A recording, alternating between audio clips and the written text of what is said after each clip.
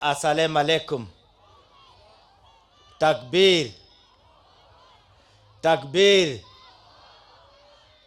Mimi nimefika hapa ili ninyoshe mkono wangu wa kujenga msikiti na kushirikiana na nyinyi, kwani nyinyi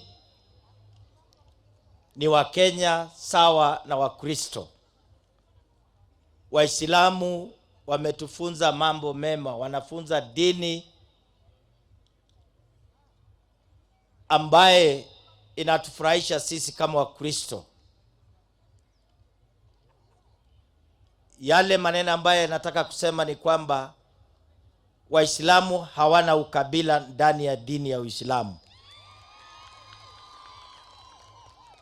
Ni Muislamu tu ndio utapata kwa dini zote. Utapata Muislamu ni Mluya, Mjaluo, Mkalenjin.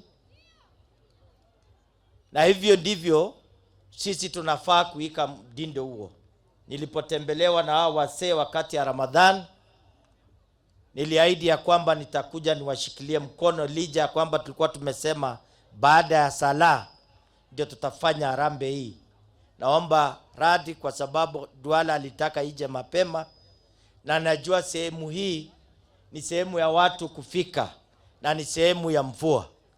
Lakini msijali, lazima tufanye kazi hii na itafaulu leo.